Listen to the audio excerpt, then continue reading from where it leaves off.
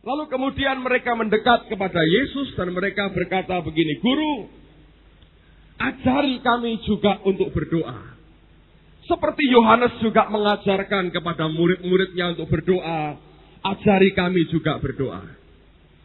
Dan sejak saat itu, hasil daripada permintaan murid-murid yang ada, lahirlah yang kita kenal dengan doa Bapa kami yang hari ini semua kita sudah mengenalnya. Sekolah dari TK sampai SMA di sekolah Katolik, sehingga saya bisa hafal di luar kepala akan doa Bapa kami, karena siswa dari tiap pagi itu harus mengucapkan doa Bapa kami. Ketika saudara membaca akan doa Bapa kami, ada sesuatu yang luar biasa yang sebetulnya perlu kita teliti, karena itu setiap kalimat yang diucapkan membawakan pengertian rohani yang begitu dalam sebetulnya. Tuhan berkata, Bapa kami yang di surga, dikuduskanlah namamu.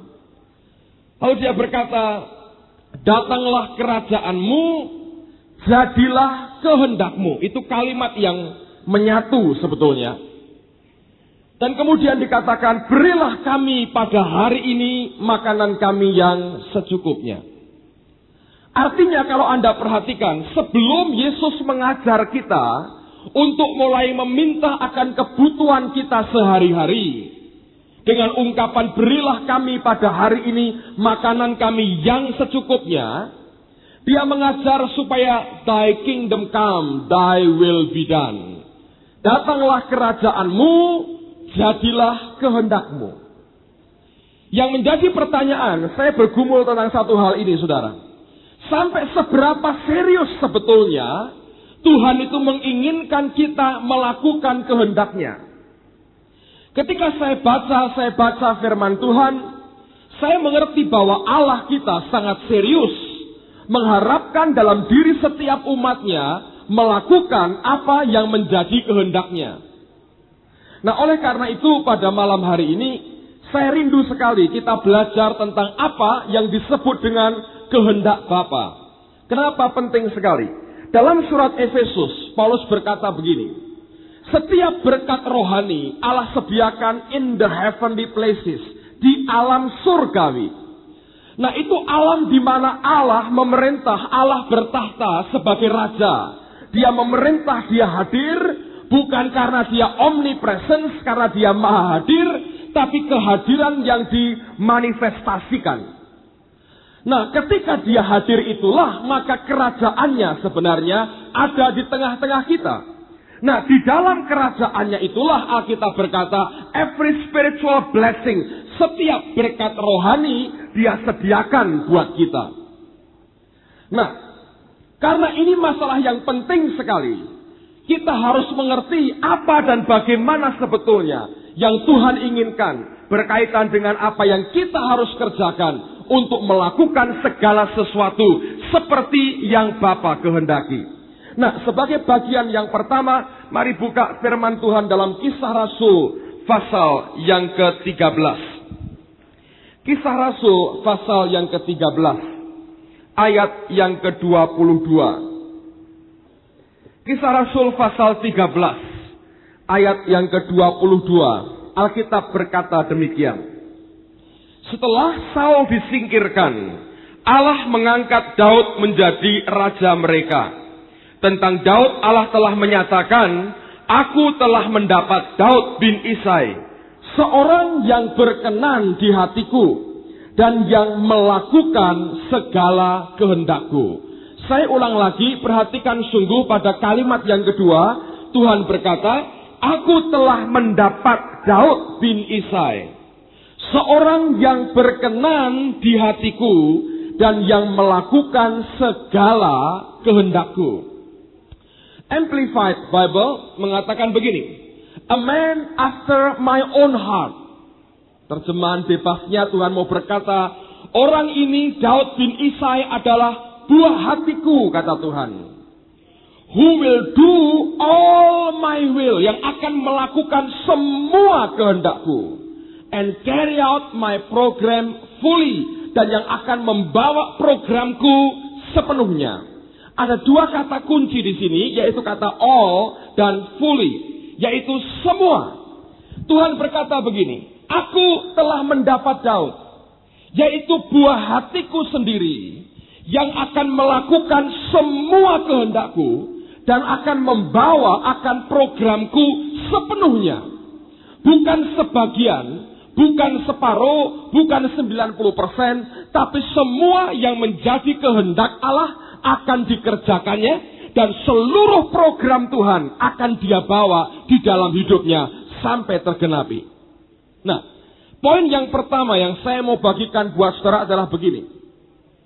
Bagaimana Daud bisa melakukan kehendak Allah? Dalam bagian yang lain Alkitab berkata, dan Daud melakukan kehendak Allah pada zamannya, lalu kemudian dia mati.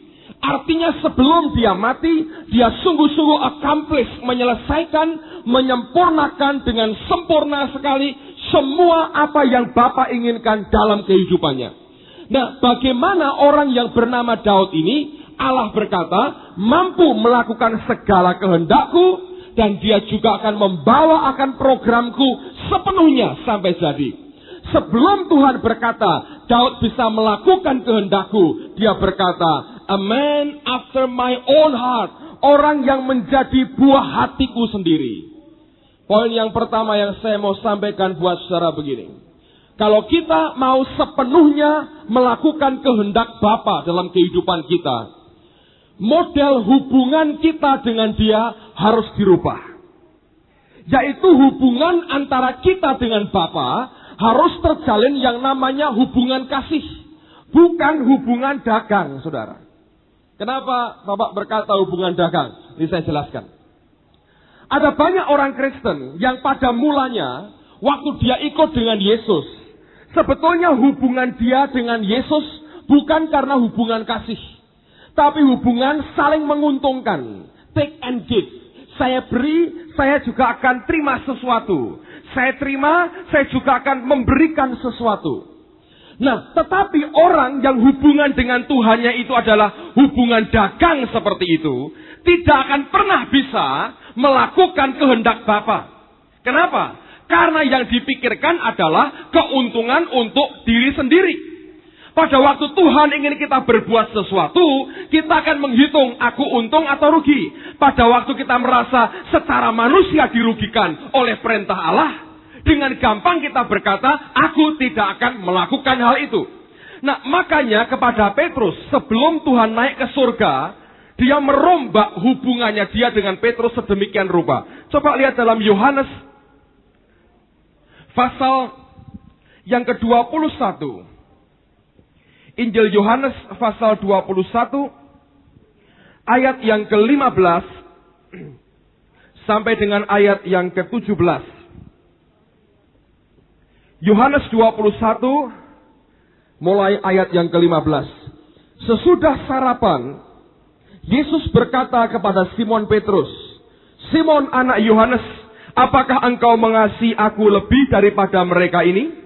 Jawab Petrus kepadanya, benar Tuhan, engkau tahu bahwa aku mengasihi engkau.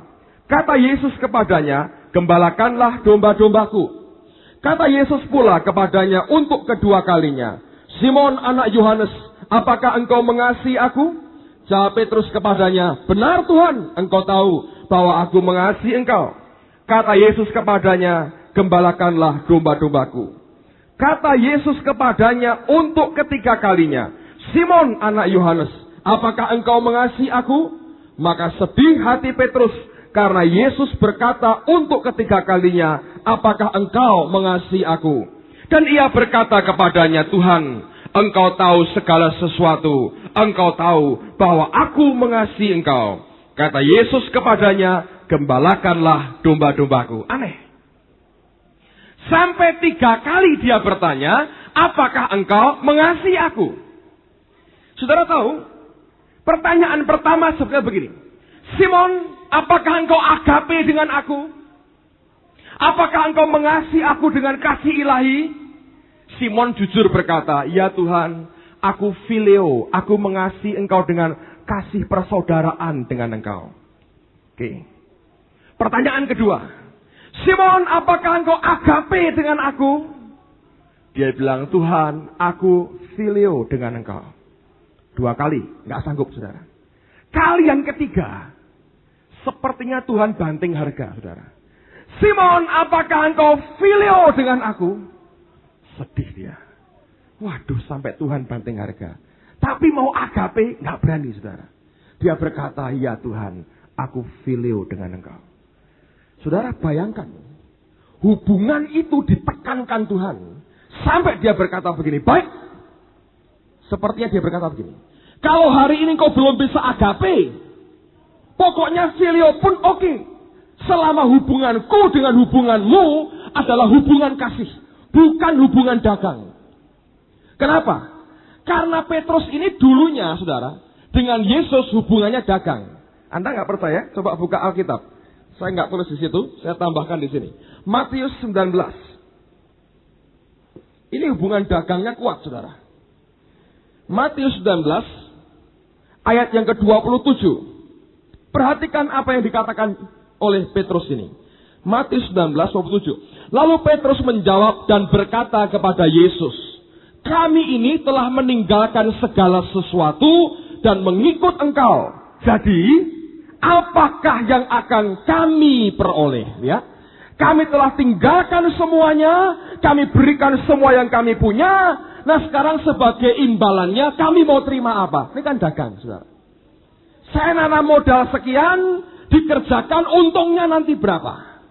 Saya masukkan uang deposito di bank, bunganya sekian, dapat berapa setelah sekian tahun? Ini orang dagang dengan Tuhan. Tapi Yesus tidak marah. Kenapa? Karena dia tahu. Dasarnya manusia semua selfish.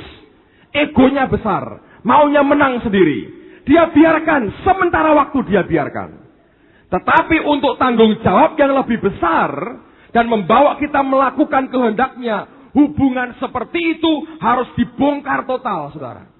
Bukan hubungan karena kita ingin mendapatkan keuntungan dari Tuhan, tapi hubungan karena kita sungguh mengasihi dia. Saudara, ini beda sekali. Nah, orang Kristen kebanyakan percaya kepada Yesus. Kenapa kamu percaya kepada Yesus? Supaya aku tidak masuk neraka. Untuk siapa? Diriku sendiri. Kenapa kamu terima Yesus? Ya, supaya sakitku disembuhkan. Sakitku disembuhkan. Kenapa terima Yesus? Supaya nggak dikejar-kejar orang yang aku utangi. Siapa tahu orang yang dibuat Tuhan lupa, katanya. Utang nggak usah bayar, gitu. Kenapa percaya Yesus? Ya, gampang sih. Kalau yang lain-lain itu banyak aturan-aturannya jelimet. Kalau lupa sedikit kualat. Kalau sama Yesus penuh pengampunan, gampang katanya gitu. Banyak orang yang datang kepada Yesus semua dengan alasan-alasan yang intinya kalau diperas jadi satu untuk kepentinganku. Imbalannya aku percaya kepadamu. Sampai soal memberi ya sama. Oh, aku akan memberi perpuluhan. Kenapa? Supaya tingkap langit dibuka, aku disoi berkat, katanya gitu. Hanya itu aja motifnya. Aku mau memberi supaya apa? Berlipat kali ganda, 100 kali ganda. Saudara, itu namanya hubungan dagang dengan dia. Nah, akibatnya apa? Selama engkau menguntungkan Tuhan, aku ikut engkau. Selama engkau tidak menguntungkan, bye. Orang Betawi bilang, ada uang, abang sayang. Tidak ada uang, abang ditendang. Saudara ngerti?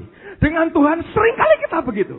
Ada berkat kita datang, berkat tambah seret, kita ngelirik yang lain. Yang penting toh diberkati katanya. Nah nanti apa kamu diterima di surga? Ya aku udah ngerti nih, katanya begitu, saudara. Nah banyak orang Kristen yang hubungannya hubungan dagang. Yang Tuhan cari adalah hubungan kasih. Relationship karena love, karena kasih. Contoh paling hebat itu Sadrah, Mesah, Abednego.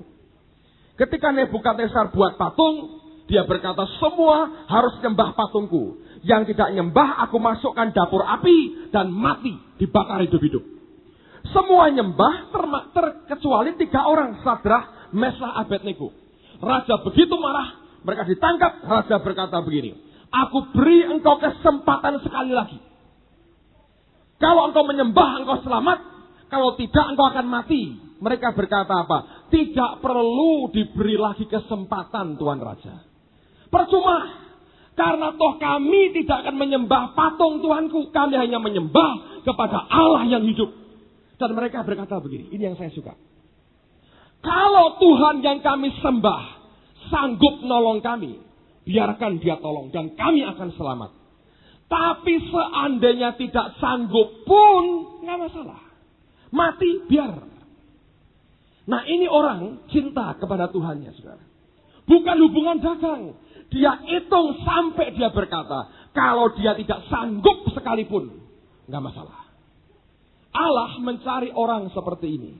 Nah kalau hubungan kita dengan Tuhan hubungan karena kasih, saudara dan saya akan mampu melakukan akan kehendak Tuhan dalam kehidupan kita. Tapi kalau hubungannya hubungan dagang, kita hanya melakukan sebagian dari kehendaknya. Selama menguntungkan, kita kerjakan. Selama tidak menguntungkan, kita singkirkan Tuhan dari kehidupan kita. Saudara, saya berdoa, biar ini merupakan kerinduan hati kita, membongkar, membaharui akan tingkat hubungan kita dengan Dia. Saya punya pengalaman menarik tahun yang lalu. Saya sudah pernah saksikan sebelum kita pindah di gedung ini. Satu kali saya sedang berdoa di kamar. Saya menyembah Tuhan. Dan di depan saya ada Alkitab. Ketika saya baca firman Tuhan, setelah itu saya menemukan ayat yang sering saya baca. Yesus berkata begini. Barang siapa yang letih dan lesu dan beban berat, datanglah kepadaku, aku berikan kelegaan. Dan dia berkata, pikulah kuku. Loh, saya berkata, Tuhan, orang sudah letih lesu kok tambahi kuk. Dan Tuhan berkata, take my yoke, pikulah kuku. Terus saya tanya, nah kuknya Yesus itu apa? Kok suruh mikul itu barangnya kayak apa? Saudara tahu kuknya Yesus? Saya tanya beberapa teman, kuknya Yesus itu apa?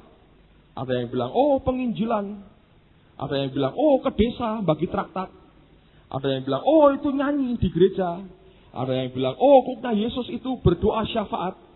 Ada yang bilang, oh kuknya Yesus itu menderita macam-macam. Semua punya teori masing-masing. Nah saya bilang, yang benar yang mana? Bingung, saudara. Nah kalau nggak tahu barangnya seperti apa, mau mikul apa? Anda kalau disuruh, coba ambilkan barang, itu apa gitu? Apa? Ya pokoknya ambil. Ya apa? Anda harus tahu dulu dong, ini yang mau dipikul apa? Saya berdoa ketika itu. Saya berkata begini, Tuhan, bagaimana saya bisa pikul kuk Yesus kalau saya tidak tahu ini barangnya apa sebetulnya? Nah waktu saya berdoa, saya saksi saudara ya. Saya duduk.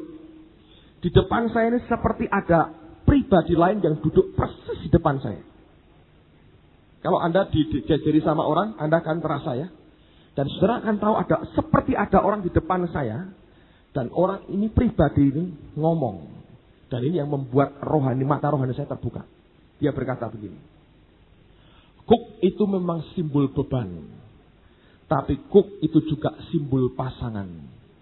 Di Timur Tengah, kalau ada orang membajak, mereka mesti pakai lembu. Dan lembunya mesti 2. Satu kuk ini isinya 2 ekor lembu. Tidak cuma 1. Makanya ketika Alkitab berkata, Elisa punya 12 pasang lembu, bahasa Inggrisnya apa? 12 yoke of oxen. 12 kuk lembu. Ada 5 orang yang sedang membeli, ada orang memberi 5 pasang lembu kebiri dalam perumpamaan Yesus. Orang berkata, mereka membeli akan 5 yoke of oxen. 5 pasang lembu.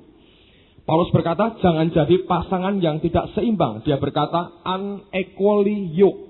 Kuk yang tidak seimbang. Itu merupakan bentuk daripada gambaran. Kuk itu juga simbol pasangan. Dan Roh Kudus berkata pada saya begini. Ada satu kuk. Sapi yang pertama itu, yang satu adalah Yesus.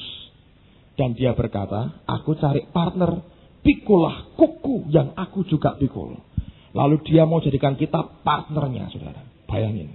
Kalau saudara jadi partnernya Tuhan, jalan sama-sama. Baca pekerjaan Tuhan. Hebat gak? Lalu Roh Kudus berkata begini.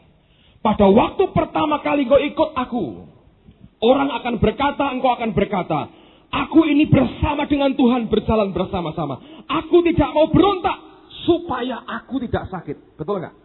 Ada orang berkata, "Stojo berontak be Tuhan, loro kabeh kowe." Betul enggak? Ada orang berkata, "Jangan berontak, nanti sakit semua." Tapi dia berkata, "Waktu engkau makin kenal aku secara pribadi, engkau makin mengasihi aku, nanti perkataanmu beda. Engkau tidak akan berkata, aku tidak mau berontak karena aku tidak mau sakit. Tapi engkau akan berkata, aku tidak mau berontak kepadamu Tuhan, supaya aku tidak menyakiti engkau. Dan Tuhan berkata, hubungan seperti itu yang aku harapkan. Saudara, yang Tuhan cari adalah anak-anak Tuhan yang memiliki hubungan kasih, bukan hubungan dagang, saudara. Kalau hubungan kita ini hubungan dagang, seperti majikan dengan tuan, ya kan? Seperti itu. Gaji kurang, unjuk rasa. Nah, sekarang lagi model kan, unjuk rasa, rasa diunjuk-unjukkan, gitu saudara ya. Harusnya rasa itu dirasa-rasa, ini ditunjukkan, gitu kan saudara. Sekarang, tapi kalau istri, kalau pegawai, misalnya perusahaan kekurangan uang, gaji terlambat, unjuk rasa sekarang, demonstrasi, bawa kertas, bawa batu, bawa spanduk, macam-macam gitu, teriak-teriak, baju dilepas, teriak-teriak gitu. Padahal dipikir biar bosnya takut, padahal ini bukan binaragawan tapi binarangkawan, saudaraku ya, rangka semua, bukan raga yang keluar. Jadi gitu. Tapi kalau suami istri lain, kalau satu hari suaminya berkata, istriku tidak ada uang untuk belanja, nggak ada istri, unjuk rasa, nggak ada. Dia berkata, mari kita berdoa. Kenapa? Hubungannya kasih, bukan hubungan bisnis. Nah, anak Tuhan dengan Yesus sama, saudara. Begitu berkat kurang, unjuk rasa. Asal mau gereja, katanya, unjuk rasa. Gampang sekali kita begitu. Tahukah saudara, orang yang paling sering unjuk rasa itu siapa? Anak-anak Tuhan terhadap siapa? Tuhannya sebetulnya. Untung tidak ada polisi-polisi yang datang nangkepin pengunjuk rasa kerajaan surga. Repot loh saudara. Ngerti? Karenanya hubungannya mesti hubungan kasih. Nanti kau bisa mengerjakan semua kehendaknya dengan sempurna. Kalau tidak nanti hanya isinya begitu. Malah saya sering kali beri contoh kan. Hari Minggu hujan. Rasa ke gereja. Loh kenapa? Salah ya kok hujan. Salah ya. Lah Tuhan toh harusnya membuat hujan berhenti toh. Salah hujan.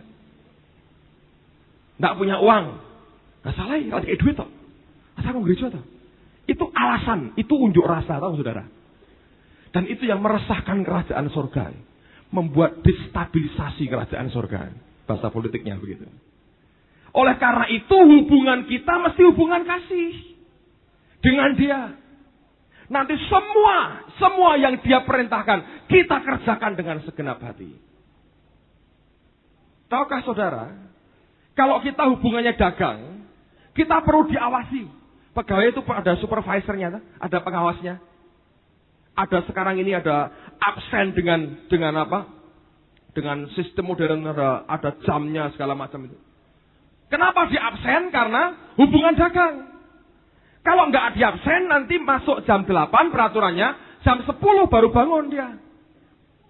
Jadi harus di absen menentukan akan kondisi kerja gitu. Kenapa? Hubungannya hubungan dagang. Saling mencari untung satu dengan yang lain. Tapi kalau suami istri, nggak lagi begitu. Istri bangun pagi melayani suami, bukan karena kewajiban. Ya saya harus, kenapa? Kalau enggak ada uang belanja. Bukan karena itu saudara. Karena aku mengasihi dia. Kerjakan sepenuh hati. Saya ini, dan tanpa diawasi. Ya toh. Suami nggak pernah. Mana absen, bangun jam berapa tadi? Kok kopi sudah dingin? Nah, itu diawasi nggak mungkin begitu. Kenapa? Hubungannya karena kasih. Kalau seandainya jauh pun tidak perlu diawasi. Kenapa? Hubungannya kasih. Tapi kalau hubungannya sudah mulai pudar, kasihnya pudar, suami istri saling sewa detektif, saudaraku. Betul nggak? Suamiku lagi ngapain? Cari, putar-putar. Nggak ada kepercayaan lagi, karena trust lagi. Dan itu sudah mulai menggoyahkan keluarga. Saya tuh mendeteksi diri saya sendiri, saudaranya. Saya cerita begini, ada istri saya nggak apa-apa lah. Saya kalau pergi dengan dia ke luar negeri gitu, saya tidak ada hati untuk membelikan dia sesuatu. Kenapa? Sudah pintar milih sendiri, saudara. Pintar milih sendiri. Kadang-kadang malah tak rem-rem, larang. Saya bilang begitu, saudara ya. Kadang-kadang malah begitu. Tapi kalau saya pergi sendiri, Yang saya belikan buat dia jauh lebih menghabiskan uang daripada kalau dia milih sendiri sebetulnya. Kenapa? Relationship-nya karena kasih. Saudara bisa mengerti itu. Tanpa ada kontrol, tanpa dikontrol, karena kita kasih, kita naluri kita ingin memberi. Hal yang sama dengan Tuhan. Kalau engkau cinta dia, gak usah dipelototi, engkau akan memberi. Makin sepertinya jauh, makin banyak yang kita berikan bagi dia. Dan itu yang Tuhan inginkan. Coba lihat akan perkataan Yesus. Yohanes pasal yang ke-14, ayat yang ke-15. Yohanes pasal 14, ayat yang ke-15. Jikalau kamu mengasihi aku, kamu akan menuruti segala perintahku. Amen, saudara. Saya beritahu saudara ya. Orang yang dasarnya kasih akan bisa memberikan kepada Allah lebih banyak dari orang yang dasarnya karena kewajiban. Saya masih ingat nih orangnya di sini, saya ceritain enggak apa-apa. Anak ketiga ya Pak Timotius kan laki. Yang keempat nanti mungkin juga laki. Ya, belum tahu kita ya. Waktu ini Ibu Yuni masuk di ruang bersalin, yang nungguin kan suaminya. Supporter kan di luar, saudara, ya. Berdoa, hanya berdoa kan, yang nungguin suaminya.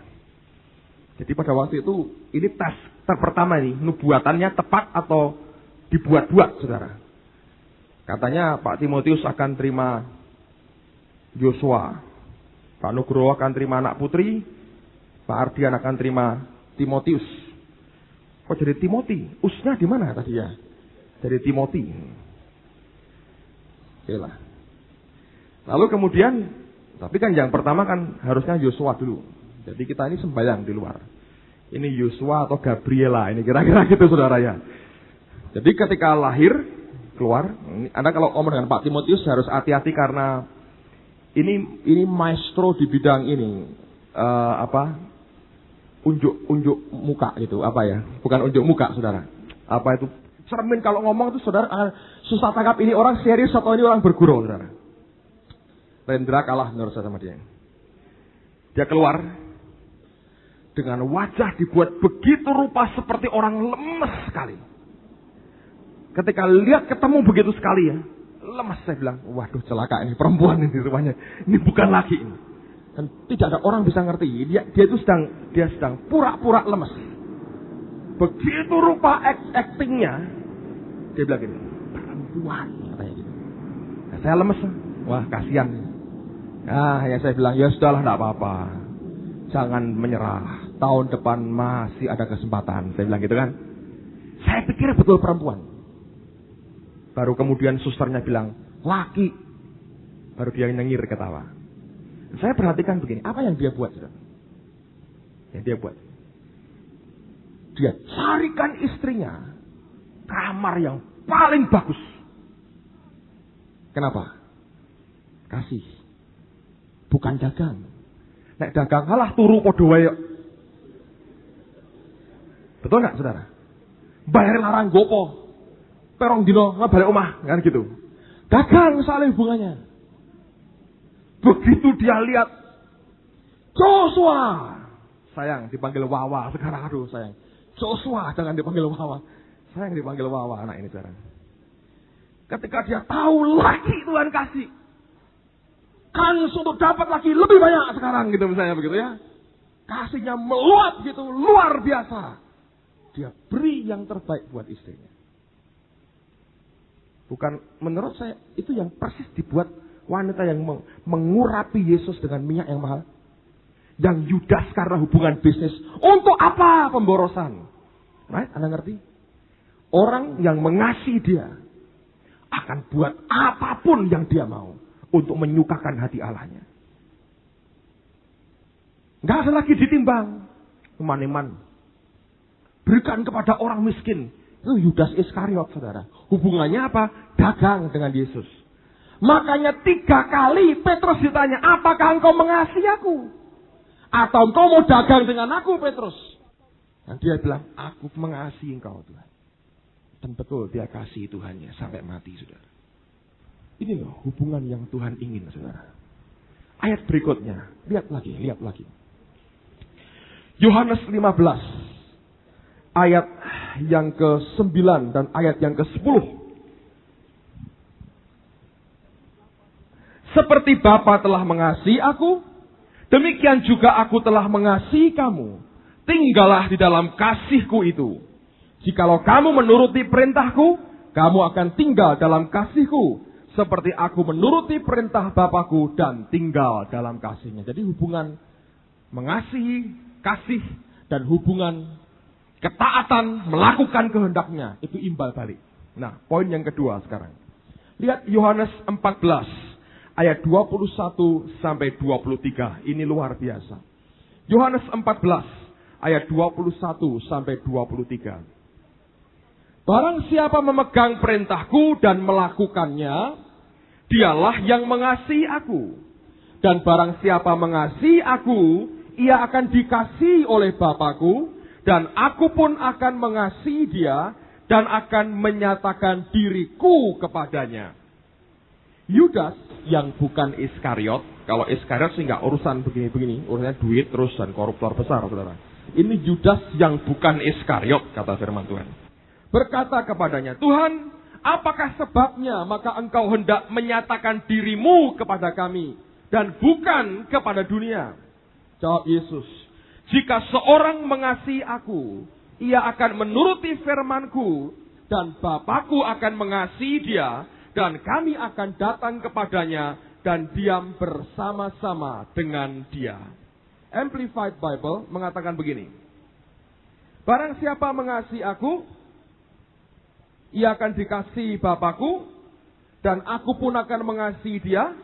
Dan dia berkata, aku akan menyatakan diriku kepadanya. Dia berkata, and will show, will reveal, manifest myself to him. Aku akan menunjukkan, memanifestasikan diriku kepadanya. I will let myself be clearly seen by him. Aku akan mengizinkan diriku dilihat dengan jelas oleh dia. And make myself real to him. Dan membuat diriku nyata bagi dia. Luar biasa. Orang yang melakukan kehendak Bapa akan mampu melihat Yesus dengan nyata dalam mata rohaninya. Ayat 33 berkata, barang siapa, jika seorang mengasihi aku, ia menuruti firmanku, dan Bapakku akan mengasihi dia, dan kami, Bapa dan Yesus, kami akan datang kepadanya, dan diam bersama-sama dengan dia. And we will come to him, and make our home, make our special dwelling place with him. Menjadikan dia adalah tempat tinggalku yang spesial, kata Tuhan. Luar biasa ya, saudara. Nah, sekarang perhatikan dulu. Bagaimana, apa hubungannya, kenapa orang yang melakukan kehendak Bapa itu bisa memandang akan Tuhan. Dan Allah memberikan perlakuan yang spesial bagi dia.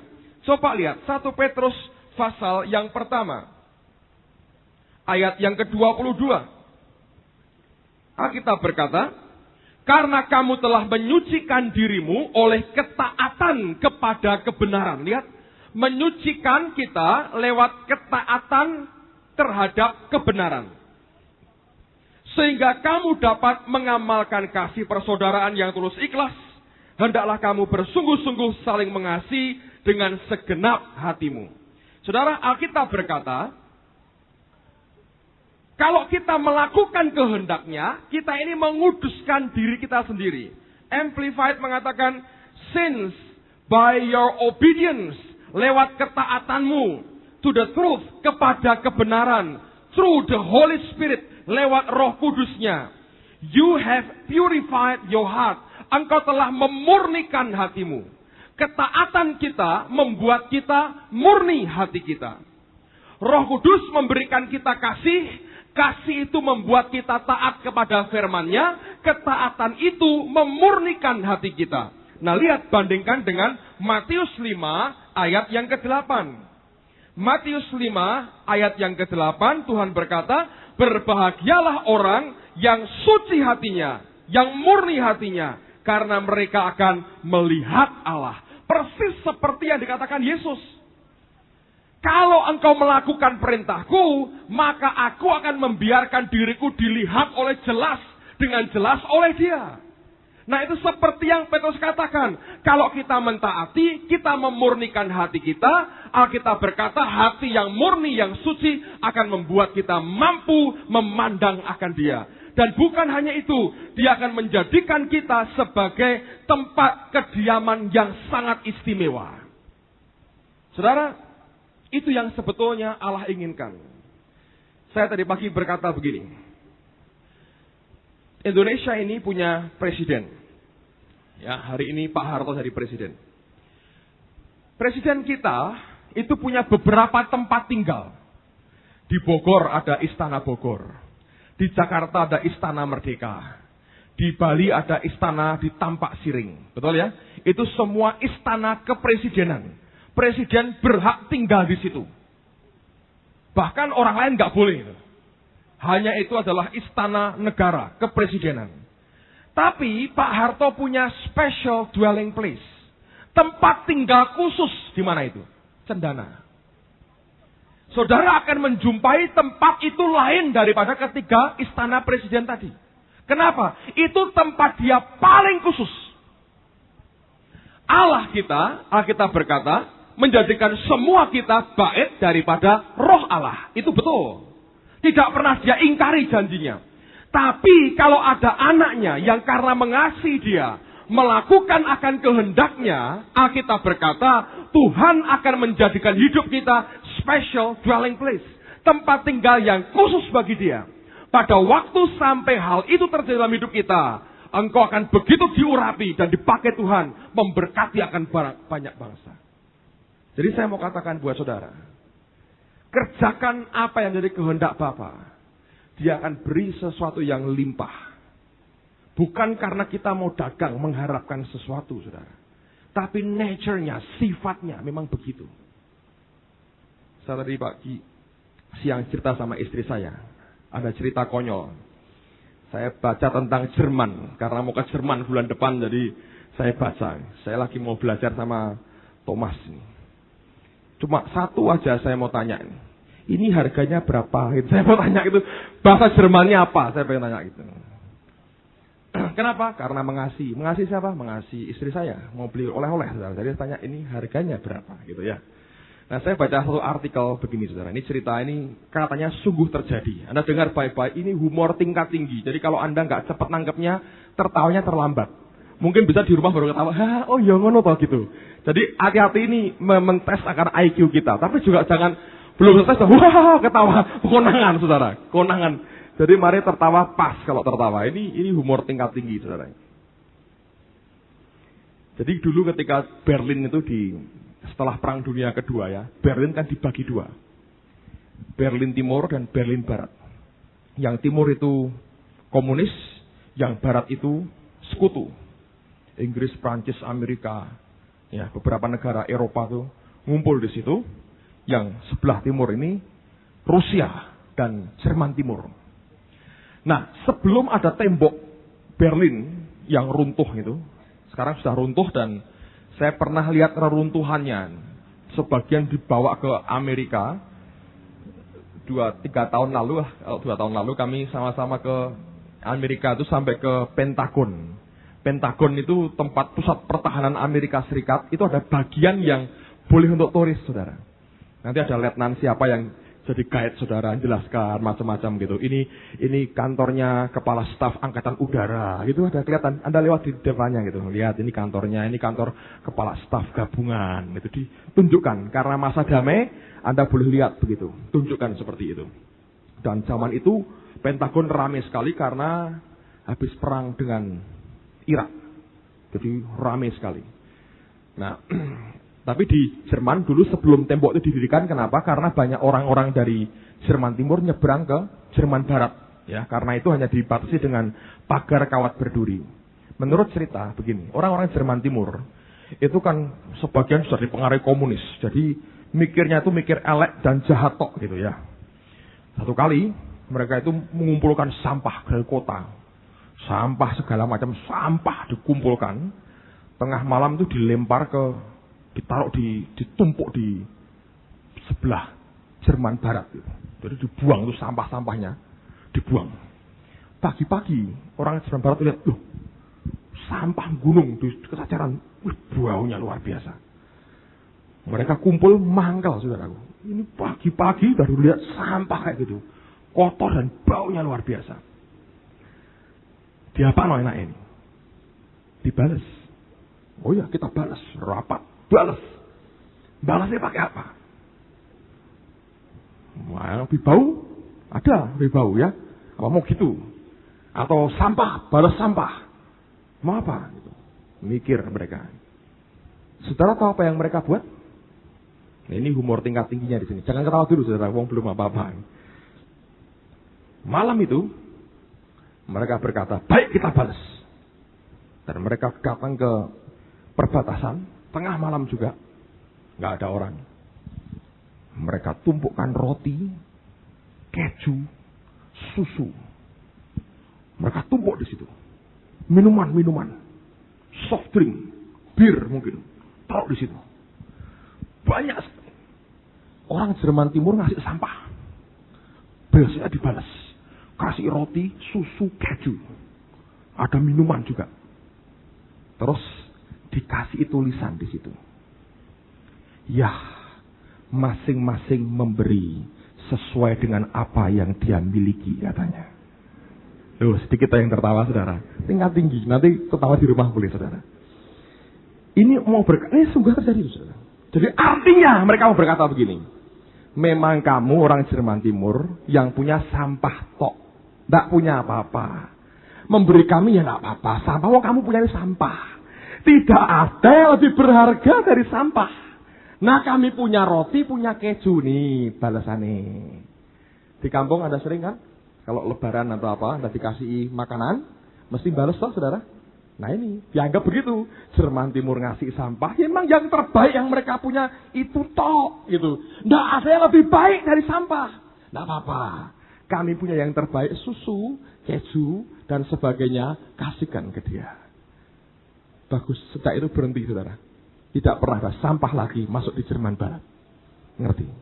Saya beritahu, dengan Tuhan, nature-nya begitu. Allah itu sifatnya begitu. Sekali kau kerjakan apa yang dia mau, kerjakan. Nanti kau akan tahu. Engkau dijadikan special dwelling place-nya. Amen, saudaraku? Nah, sekarang bagian yang terakhir. Lihat dalam Yohanes pasal yang keempat. Yohanes pasal yang keempat. Ayat yang ke-32. Yohanes 4 ayat yang ke-32 sampai 34. Akan tetapi ia berkata kepada mereka, padaku ada makanan yang tidak kamu kenal. Maka murid-murid itu berkata seorang kepada yang lain, adakah orang yang telah membawa sesuatu kepadanya untuk dimakan? Kata Yesus kepada mereka, makananku ialah melakukan kehendak Dia yang mengutus aku dan menyelesaikan pekerjaannya. Saya ulang lagi, Anda perhatikan ini. Makananku ialah melakukan kehendak Dia yang mengutus aku dan menyelesaikan pekerjaannya. Makananku itu melakukan kehendak Dia. Saya bacakan kemarin siang dengan teman-teman di kantor. Amsal berkata begini, orang yang baik makan untuk hidup. Orang yang jahat hidup untuk makan, saudara. Ada nggak? Ada. Orang yang makan terus. Saya baru ajak makan orang. Wah, ini sudah nggak enak pembicaraannya. Baru makan sudah nggak enak. Yang satu gemuk sekali. Yang satu kurus, orang Ambon, kurus. Waktu mau makan, yang pesan yang gemuk. Saya sudah mikir, ya ini mestinya banyak ini. Betul, macam-macam dia pesan. Yang kurus ngomong gini, Pak, saya kurus ya sekarang ya. Iya, kamu kurus sekali. Luar biasa ini. 3 bulan turun 10 kilo katanya. Loh, kamu kenapa? Saya diet, Pak. Loh, diet pakai cara apa? Ini sambil pesan makan nih, saudara. Sambil ngomong. Oh, saya dietnya petinju. Loh, petinju diet gimana? Petinju kalau mau tinju, kalau beratnya terlalu banyak, dalam waktu sekian minggu, 2-3 minggu harus dikurangi 10-11 kilo. Nah ini diet saya katanya. Terus, wah diet saya ini hebat. Saya jadi nggak bisa makan banyak katanya. Loh kok bisa? Ya karena diet ini usus saya jadi kecil katanya gitu. Jadi makan nggak bisa banyak. Oh begitu ya. Makanya keluar makanan. Keluar, betul. Yang teman ini ambil sedikit saudara. Segenggam kira-kira. Sedikit sekali. Genggam kecil gitu ambil. Loh lihat, saya nggak bisa makan banyak katanya. Cuma saya perhatikan, ya banyak juga. Nasinya sedikit, ikannya banyak. Ya contohnya saudara. Bukan nggak bisa makan banyak, sama nasinya nggak mau banyak. Pinter ini orang sebetulnya. Dia makan ikannya semua. Lalu kemudian yang gemuk ini mulai ngomong. Saya ini heran. Kok tidak pernah dalam satu hari tidak doyan makan. Sakit berat pun kepingin makan terus katanya. Sampai dokter berkata, Bapak akan cepat sembuh. Kenapa? Nafsu makannya sudah pulih. Bukan pulih dok, dari dulu begini katanya. Sakit gak sakit, makan pokoknya. Nah ini bahaya. Alkitab berkata, orang yang baik makan untuk hidup. Orang yang jahat, hidupnya untuk makan. Dewanya dewa perut, saudara. Ngerti? Dewa perut kan? Nah, berarti makanan itu sebetulnya untuk menjaga kelangsungan hidup. Betul kan? Yesus berkata, makananku ialah melakukan kehendak Bapa. Artinya, kalau kita tidak melakukan kehendak Bapa, lambat tapi pasti kita akan mati.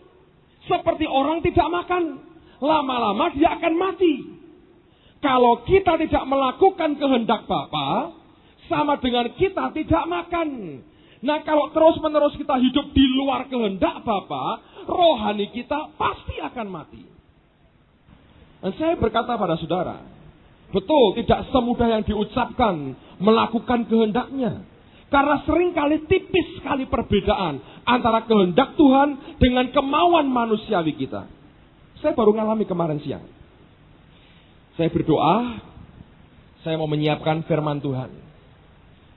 Saya siapkan, saudara, saya siapkan. Ya. Saya siapkan, tulis di kertas dulu, selesai. Saya tulis di Mika untuk transparansi, tulis. Begitu. Sudah habis 2 lembar Mikanya, selesai. Tutup Alkitab, tutup catatan saya. Begitu saya selesai, Roh Kudus ngomong begini. Itu dari pikiranmu sendiri. Dan itu bukan dari hatiku. Kaget saya, saudara. Kok bisa gitu? Wah, lemes, saudara. Sudah ngoyo-ngoyo ya. Nyiapkan nulusi gitu. Dia berkata, itu dari pikiranmu sendiri. Dan itu bukan dari hatiku. Kaget saya. Wah, lebih Tuhan. Sudah siang ini. Gimana nih? Sembayang gak ngerti apa yang harus dibuat. Lalu siangnya Bu Yuni telepon saya. Persis ngomongnya persis sama. Katanya, loh kamu kok tahu? Lalu saya soalnya siang ditegur Tuhan. Jadi dia ngomong itu saya bilang, kamu kok tahu? Nah, saya suruh doakan kamu. Ya tolong doakan terus. Gitu. Saya senang kalau didoakan orang. Jadi doakan terus ya, bantu doa. Saya bilang begitu. Tapi setelah selesai saya tutup telepon. Kenapa? Gini. Saya ngomong jujur ya. Saya suka ceritakan kelemahan saya, kegagalan saya, supaya semua kita belajar. Tidak ada manusia super. Yang ada hanya orang yang mau belajar untuk mentaati yang dia mau. Orang seperti saya, saudara. Karena saya ini melayani Tuhan sudah berapa? Saya jadi penginjil itu 7 tahun. Sejak tahun 86 akhir. Berarti saya melayani Tuhan sudah 8 tahun. Ya, 8 tahun saya melayani Tuhan. Itu cukup profesional, saudara. Ngerti nggak? Saya sudah biasa untuk menyampaikan firman, saya biasa. Sampai sering saya berkata begini, kalau nggak percaya, tembak aja. Anda buat persekutuan mendadak itu, undang saya. Nggak usah bawa Alkitab, nggak usah persiapan. Kasih Alkitabmu. Pak, khotbah. Bunyi nggak? Bunyi. Mesti. Saat jam minimal keluar semua. Nggak kata ngawal gitu, pokoknya keluar. Kenapa? Profesional. Biasa. Tapi yang biasa ini belum tentu dari Tuhan. Kalau bukan dari Tuhan, ingat, apa yang diberikan karena berasal dari otak orang, hanya memberi informasi ke otak orang. Yang keluar dari hati akan menyentuh hatinya orang. Yang dari hidup akan mengubah hidupnya orang, saudara. Jadi karena kebiasaan. Dan Tuhan berkata, kamu tidak boleh menyampaikan itu. Dari pikiranmu sendiri, bukan dari hatiku. Selesai ditelepon, waktu ditelepon saya sedang baca sesuatu. Lalu saya berhenti, saya masuk kamar lagi, saya sembahyang. Saya berlutut, saya tersungkur, saya bilang, ya Tuhan saya bertobat. Saat saya bilang, ya Tuhan saya bertobat, dia buka pikiran saya. Ini daripadaku. Bayangin saudara. Kadang-kadang ya, kita ini slick, ngerti? Banyak hal, distraction banyak. Slick dengan apa yang dia mau. Kalau kita nggak dijaga, makanya harus saling mendoakan, saling mengingatkan, saling menjaga, itu pentingnya di situ. Nanti kalau nyimpangnya pelan-pelan nggak ketahuan, sudah jauh dari apa yang Tuhan inginkan, tiba-tiba geletak mati saudara, sudah nggak ada kehidupan lagi. Dan ini yang anak Tuhan harus waspadai. Makananku ialah melakukan kehendak Bapa. Kerjakan apa yang Dia inginkan. Itu makanan kita. Dengan kata lain, kalau kita tidak mengerjakan apa yang Dia inginkan, rohani kita akan mati. Pada waktu itu orang tidak akan menjumpai lagi kehidupan dalam hidup kita. Waktu ketemu dengan kita, yang dia lihat adalah orang yang profesional, tapi tidak ada kehidupan di dalam rohnya. Tuhan ingin setiap kita sampai pada titik di mana kita berkata, aku kerjakan ya Tuhan akan kehendak-Mu. Aku ikuti apa yang Engkau mau. Amen, saudara. Tadi pagi ada seorang teman bersaksi. Saya mungkin minggu depan suruh dia datang sore untuk saksikan akan apa yang dia alami. Tuhan berkati hidupnya. Tapi sebelum diberkati, pernah terjadi begini saudara. Satu kali ada persembahan.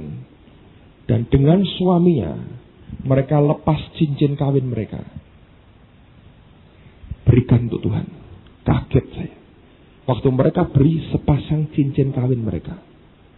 Itu hal yang sangat pribadi loh. Saya tanya ke dia, kok kamu kasihkan? Dia bilang, Tuhan minta itu. Beri. Kami beri. Diberkati hari ini, saudara. Luar biasa. Kalau ada orang-orang yang berani mengikuti apa yang Tuhan mau. Orang, itu kan spesial.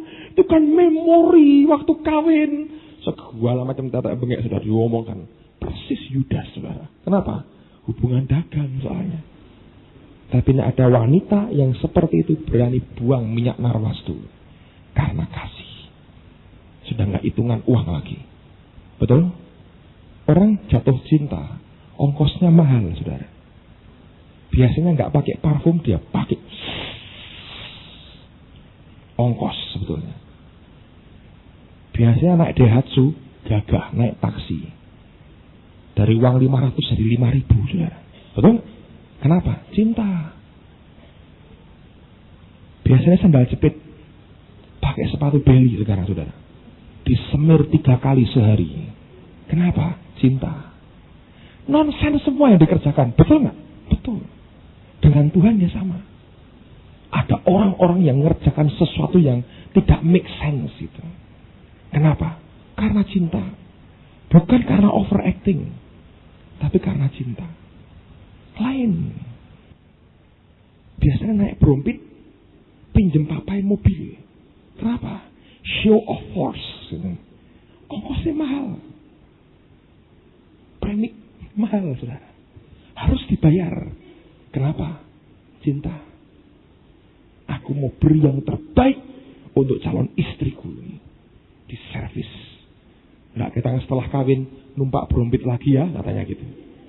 Tapi cinta itu mahal. Dengan Tuhan saya beritahu, hal yang sama terjadi. Amen, saudara. Saudara mengasihi Yesus, itu akan dibuktikan dari sampai seberapa engkau ingin memberikan surprise bagi Dia. Saya senang. Bulan-bulan ini banyak orang ulang tahun di tengah-tengah kita, saudara. Dan kami sering didatangi orang bilang gini, Pak, ikut urunan ya, gitu. Saya suka sekali, saudara. Teman-teman yang ngomong itu dengan antusias sekali. Urunan apa? Ngasih sesuatu. Saya tanya, kamu mau ngasih apa? Dan semua itu barang-barang berharga, saudara. Saya jujur ya, zaman ketika saya mulai bertobat, relationship seperti ini nggak pernah ada dalam hidup kami. Saya senang kalian bertumbuh dengan cara hubungan yang sehat. Mikirkan temannya, apa yang butuh bagi dia. Dengan antusias. Saya biasanya tanya, siapa yang ngordinir? Setelah saya tahu, ada ya, ikut, saya bilang. Dengan senang hati. Ketika mau memberi sesuatu itu dengan bisik-bisik di belakang, tapi antusias sekali. Kita mau beri surprise. Kita mengasihi dia, beri surprise bagi dia. Dan itu memberkati, saudara. Amen, saudara. Saya mau katakan buat saudara, mari buat yang sama dengan Tuhan. Beri surprise. Surprise. Dan surprise yang paling hebat, yang Anda bisa beri apa? Bawa jiwa datang kepada Yesus. Itu aja, saudara. Saya ingin minggu depan semua surprise ya, saudara ya. Gandeng seseorang, bawa ke Tuhan. Ya Tuhan, surprise katanya. Aku bawa Tuhan. Dan dia disenangkan dengan apa yang dia buat. Amen, saudara. Mari kita tunduk kepala semua sama-sama.